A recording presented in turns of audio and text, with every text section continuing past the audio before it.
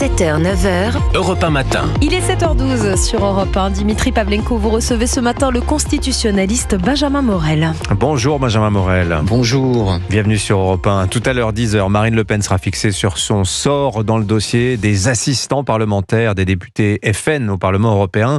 Donc c'est une affaire qui remonte à il y a 10 ans et qui pourrait bien mettre un coup d'arrêt à la carrière politique de Marine Le Pen si le tribunal de Paris suit les réquisitions du parquet, c'est-à-dire notamment 5 ans, surtout 5 ans d'inéligibilité avec exécution provisoire, c'est-à-dire sans délai, immédiate, même en cas d'appel, ce qui reviendrait à une interdiction de candidature pour Marine Le Pen en 2027. Quelle est la motivation du parquet pour une telle réquisition visant Marine Le Pen, Benjamin Morel ?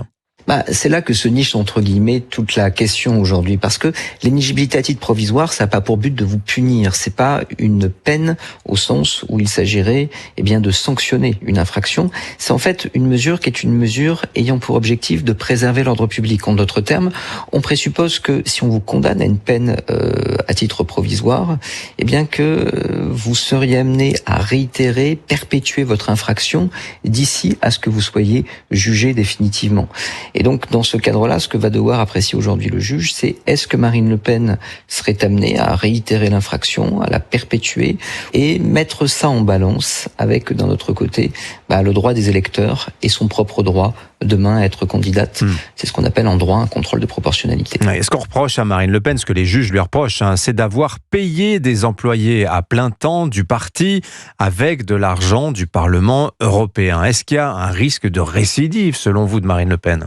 Il est très hypothétique et c'est pour ça que si on doit faire des paris, même si je m'en garderais bien aujourd'hui, après notamment la décision du Conseil constitutionnel de vendredi dernier qui a bien rappelé dans ce qu'on appelle une réserve d'interprétation qu'il faut que la peine à titre provisoire en matière d'inéligibilité soit proportionnée et qu'elle soit proportionnée au regard des droits de l'électeur à se prononcer, à choisir et du candidat à pouvoir se présenter et à être élu.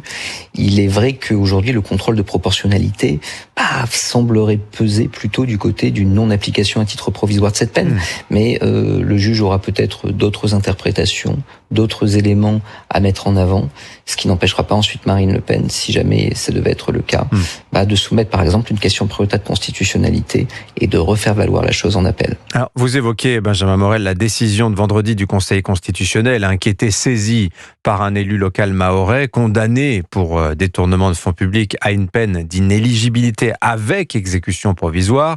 Les sages, vous nous l'avez dit, ont pris la peine de rappeler au juge que s'il prend ce genre de mesure, elle doit être proportionnelle à la faute commise. La question qui se pose, c'est cette décision du Conseil constitutionnel de vendredi, Benjamin Morel. Est-ce que les juges de Marine Le Pen sont obligés d'en tenir compte ? Alors, en théorie, elle reste totalement à la discrétion des juges de Marine Le Pen. C'est eux qui effectuent le contrôle de proportionnalité que le Conseil constitutionnel rappelle avec insistance dans une décision où ce rappel n'était peut-être pas tout à fait nécessaire. Donc, même si le juge, aujourd'hui, va avoir une libre appréciation de cette proportionnalité, on a quand même un Conseil constitutionnel qui a bien appuyé sur cette notion de proportionnalité. Et comme on l'a évoqué tout à l'heure, a priori, elle n'est pas fondamentalement défavorable à Marine Le Pen en l'espèce. Et par ailleurs, la Cour de cassation, au mois de décembre, avait fait à peu près la même chose en ne renvoyant pas une autre QPC qui concernait l'ancien maire de Toulon, Hubert Falco. Donc on peut penser en effet que du point de vue des deux cours suprêmes, du côté du Conseil constitutionnel et du côté de la Cour de cassation, on a envoyé un certain nombre de signaux au juge du siège qui doit se prononcer aujourd'hui. Il reste libre, mais derrière, ça veut dire deux choses. Ça veut dire que quand même, il y a une interprétation contre laquelle il s'inscrirait et qui apparaîtra assez minoritaire.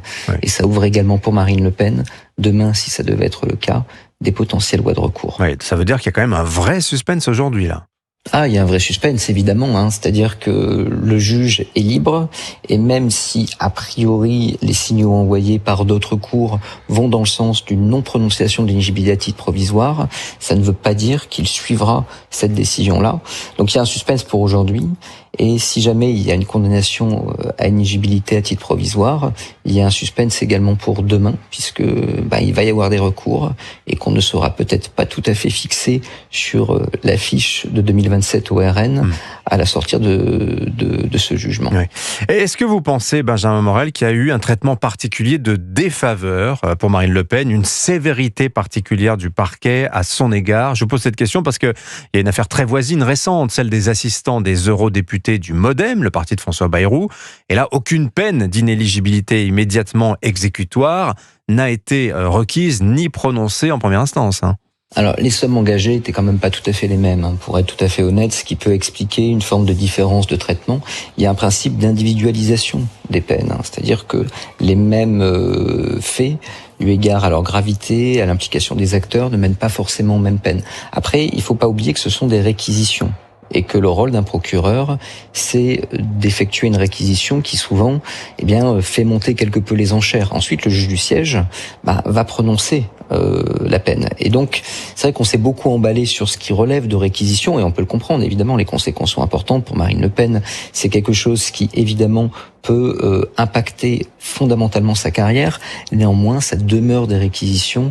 Donc, avant de tirer des conclusions sur ce jugement, il va falloir attendre de savoir ce que dira le juge cet après-midi. Et est-ce qu'il va tenir, selon vous, compte des répercussions politiques qu'aurait une peine d'inéligibilité pour Marine Le Pen ?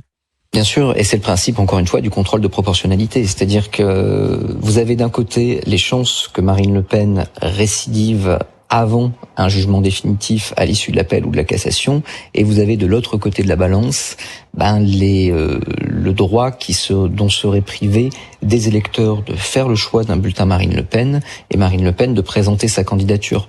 Donc évidemment, le poids politique de Marine Le Pen rentre dans ce contrôle de proportionnalité, je dirais, eu égard même à sa nature. Ensuite, comment s'effectuera la pesée et qu'est-ce qui pèsera le plus dans la balance ?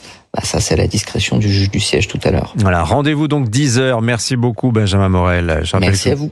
Je rappelle que vous êtes maître de conférence à Panthéon-Assas. Bonne journée à vous.